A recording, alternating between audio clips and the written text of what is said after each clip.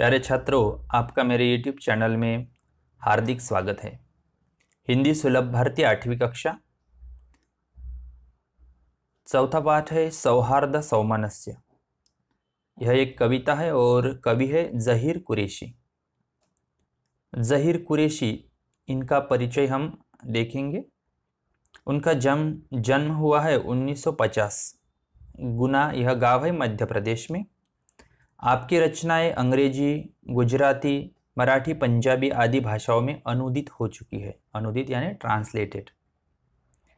आपको इनकॉर्पोरेटेड सम्मान गोपाल सिंह नेपाली सम्मान प्राप्त हुए हैं। प्रमुख कृतियाँ: एक टुकड़ा, धूप, लेखनी के स्वप्न, चांदनी का दुख, भीड़ में सबसे अलग, पेड़ तनकर भी नहीं टूटा, गजल संग्रह आदि ग्रंथ लिखे हैं। अब पद्य संबंधी प्रस्तुत दोहों में ज़हीर कुरैशी जी ने छोटे बड़े के भेद मिटाने, नफरत, स्वार्थ आदि छोड़ने के लिए प्रेरित किया है। आपका मानना है कि अनेकता में एकता ही अपने देश की शान है, अतः हमें मिलजुल कर रहना चाहिए। कविता का अर्थ देखते हैं। वो छोटा मैं हूँ बड़ा, ये बातें निर्मूल, उड़कर सिर पर बैठती निज पैरों की धूल। कवि पहली ही पंक्ति में कहते हैं कि मैं छोटा, मैं बड़ा, वो छोटा, यह बातें निर्मूल है। निर्मूल का अर्थ है बिना जड़ की, निरर्थक। यानी हम जब भी समाज से ये बातें सीखते हैं कि मैं बड़ा हूँ, वह छोटा है, तो यह भेदभाव करने वाली जो बातें हैं वह बातें अच्छी नहीं है। इसलिए कवि कहते हैं कि यह बातें निर्मूल है, यानी निरर्थक है, उनका कोई अर्थ नहीं, बेकार की बातें हैं। हमें एक दूसरे में मैं बड़ा तू छोटा यह भेदभाव नहीं करना है। उड़कर सिर पर बैठती निज पैरों की धूल। निज यानी खुद के, निज यानी खुद, हम। और कवि कहते हैं आगे, हमारे सिर पर हमारे ही पैरों के नीचे की धूल बैठती है। यानी जो आदमी अभी आपको दिख रहा है कि वह छोटा है या नीचे है, तो समय के साथ वह बड़ा हो जाता है, आगे चला जाता है, उसकी तरक्की हो जाती है। और कभी कभी जो आदमी बड़ा है, आगे जा चुका है, कभी कभी वह भी नीचे चला जाता है। तो यह निसर्ग का नियम है, प्रकृति का नियम है कि छोटा बड़ा हो जाता है, बड़ा छोटा हो जाता है। तो इसलिए हमें आपस में भेदभाव नहीं करना चाहिए। नफरत ठंडी आग है, इसमें जलना छोड़। नफरत, हम एक दूसरे की नफरत करते हैं तो कभी कहते हैं कि ये आग के समान है। नफरत में हम मन ही मन जलते हैं। तो यह जो ठंडी आग है, इसे गरम आग नहीं कहा है, ठंडी आग कहा है। तो ये अच्छी बात नहीं है, नफरत नहीं करना चाहिए हमें। इसमें जलना छोड़, यानी नफरत की आग में जलना हमें छोड़ना होगा। यह कवि का मैसेज है, संदेश है यहाँ पे। टूटे दिल को प्यार से जोड़ सके तो जोड़। तो दूसरों से नफरत नहीं करनी है। और अगर हम कुछ करना ही चाहते हैं तो क्या करें?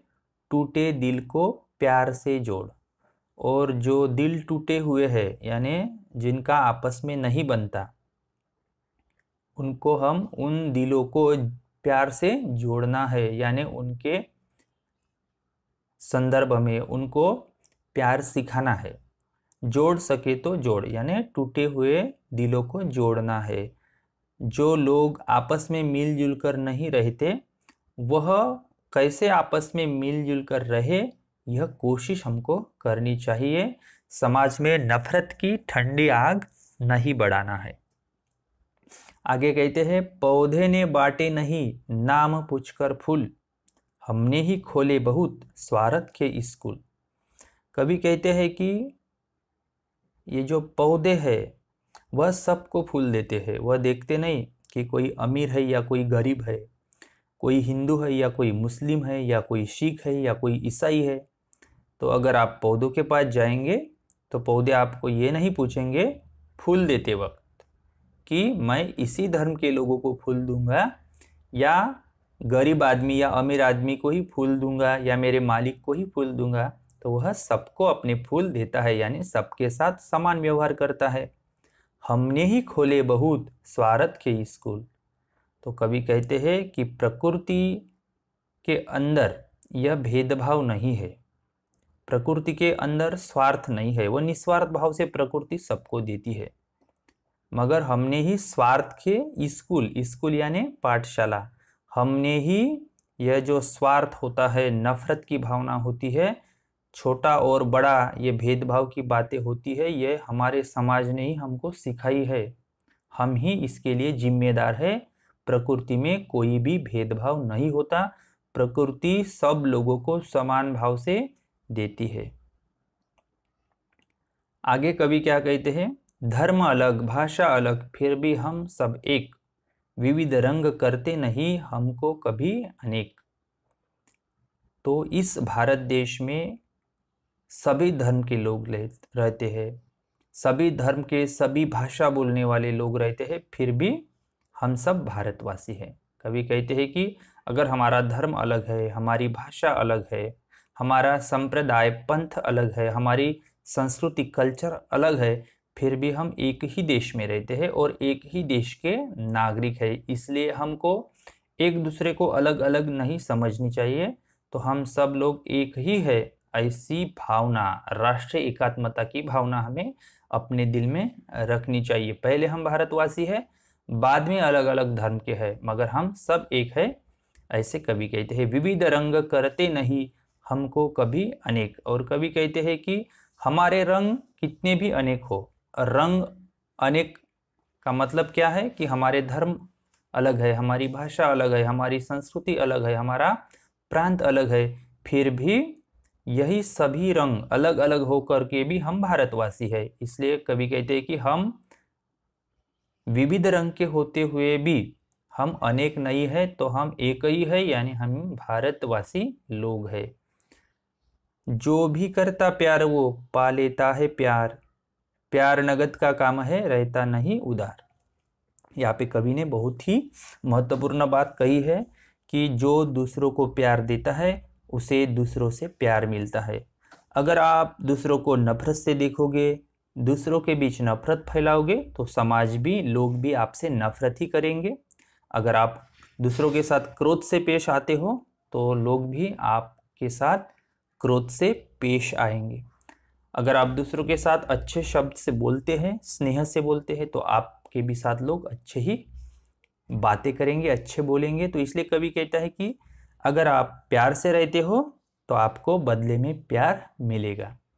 प्यार नगद का काम है रहता नहीं उधार। मतलब इसका मतलब यही है कि अगर आप दूसरों को अच्छी चीज़ें देते हो, यानी उनके साथ अच्छा बर्ताव करते हो, तो लोग भी आपके साथ अच्छा ही बर्ताव करेंगे। अगर आप किसी के साथ प्यार से बोलो तो वो आपके साथ क्रोध से नहीं बोल सकता, क्योंकि प्यार सबको अच्छा लगता है। तो इसलिए कवि यहाँ पे कहते हैं कि ये उधार का काम नहीं है। आपस में प्यार से रहना, दूसरों को प्यार देना, दूसरों की मदद करना, दूसरों के साथ अच्छे शब्द का व्यवहार करना, तो यह उधार नहीं है खाता। तो अगर आप लोगों के साथ अच्छा व्यवहार करोगे तो लोग भी आपके साथ अच्छा ही व्यवहार करेंगे। यह उधार का काम नहीं है। तो प्यार का जो हमें लाभ मिलता है वह प्यार ही मिलता है, उधार नहीं रहता। इसलिए सबके साथ मिलजुल कर रहना चाहिए। जर्रे जर्रे में खुदा, कन कन में भगवान। जर्रा जर्रा, जर्रे जर्रे का मतलब होता है अत्यंत छोटा कण। कवि कहते हैं जर्रे जर्रे में खुदा है, यानी भगवान है, और छोटे छोटे कण में भी भगवान है। तो कुछ धर्म के लोग क्या कहते हैं, भगवान को खुदा, तो कुछ लोग भगवान कहते हैं। तो ये शब्द अलग अलग है, कोई खुदा कहता है, कोई भगवान, कोई गॉड कहता है, कोई ईश्वर अल्लाह कहता है। तो परमेश्वर के, ईश्वर के बारे में ये शब्द अनेक है, मगर लेकिन जर्रे को भी अलग न कन से मान। और कवि कहते हैं कि ये शब्द ही अलग है, मगर जर्रे और कन का मतलब एक ही है। जर्रे को कभी अलग न कन से मान, यानी जर्रे का मतलब भी कन ही होता है और कन का मतलब भी कन ही होता है। इसलिए नाम अनेक हो सकते हैं, मगर उनका अर्थ एक ही होता है। तो सभी धर्म में एक ही बात बताई गई है। भगवान को दूसरे दूसरे नामों से पुकारा गया है मगर उसका मतलब तो एक ही होता है। जैसे पानी, अगर पानी को कोई जल कहता है, कोई वाटर कहता है और कोई पानी कहता है, तो शब्द विविध है, अनेक है, मगर उसका अर्थ एक ही होता है। वैसे ही कवि यहाँ पे कहते हैं कि सभी धर्म में एक ही चीज़ बताई गई है, एक ही भगवान के बारे में बातें की गई है, सिर्फ शब्द अलग है, उसमें जो अर्थ है निकलता वह एक ही अर्थ निकलता है।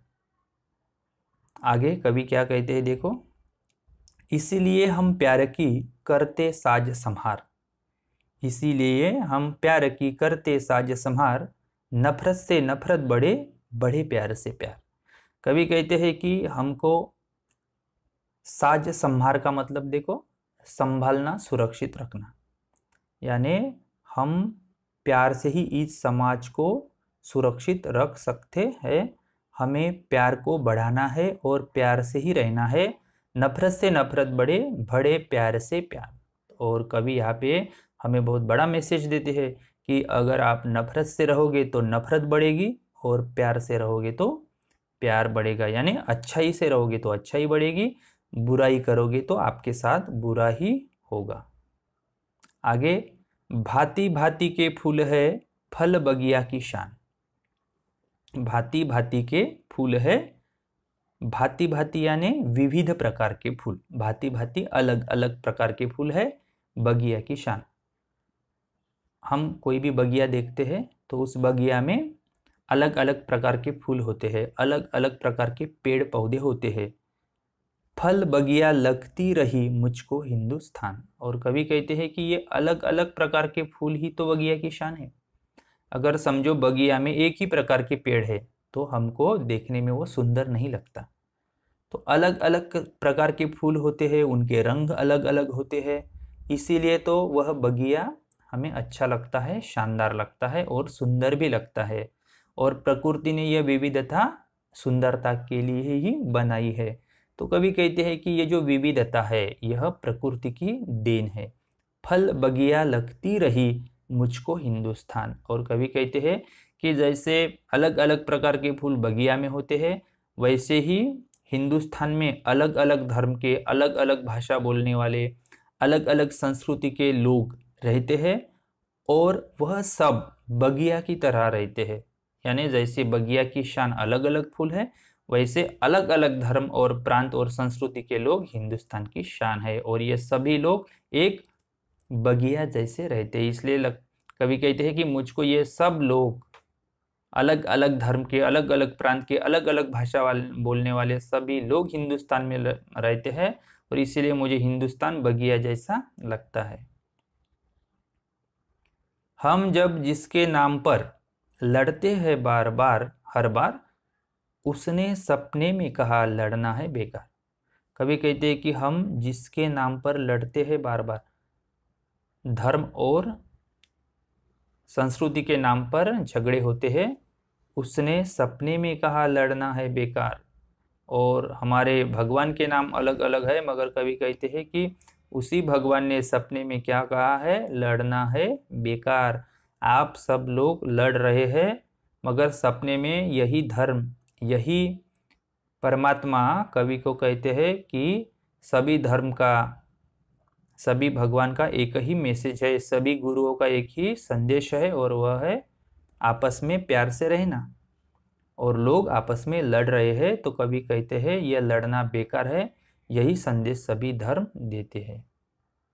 तो हमको जाति के, धर्म के, प्रांत के, भाषा के नाम पर भेदभाव नहीं करना है और आपस में नहीं लड़ना है। कितना अच्छा हो अगर जले दीप से दीप, ये संभव तब हो सके आए दीप समीप।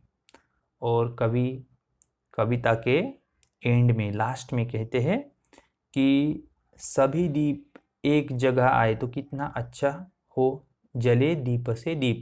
यानी विविध धर्म के लोग, विविध भाषा बोलने वाले लोग एक दूसरे को प्यार से अगर संभालते हैं, एक दूसरे के साथ प्यार से रहते हैं, तो इस समाज में प्यार का प्रकाश बढ़ेगा, सौहार्द और सामंजस्य का प्रकाश बढ़ेगा।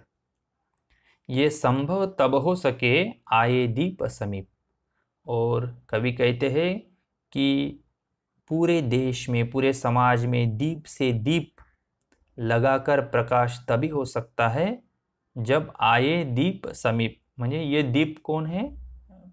विविध समाज के लोग, विविध धर्म के लोग, ये सब दीप, ये सब लोग एक जगह आए, समीप आए, यानी पास आए, तभी यह संभव है कि दीप से दीप जलेगा। मतलब प्यार का प्रकाश समाज में फैलेगा और एक अच्छा समाज हम निर्माण कर सकेंगे। तो प्यारे छात्रों, इस तरह हमने सौहार्द, सौमनस्य, ज़हीर कुरैशी इनकी कविता का अर्थ देखा है। मुझे आशा है आपको अर्थ समझ में ज़रूर आएगा। और कमेंट बॉक्स में कमेंट करके आपको लिखना भी है कि आपको यह कविता कैसे लगी। कुछ गलतियाँ भी हुई है तो वह भी कमेंट में ज़रूर लिखो। और मेरा YouTube चैनल सब्सक्राइब करना मत भूलो। आपने बहुत ध्यान से इस वीडियो को देखा है, इसके लिए आपके हृदय से आभार है। Thank you for watching.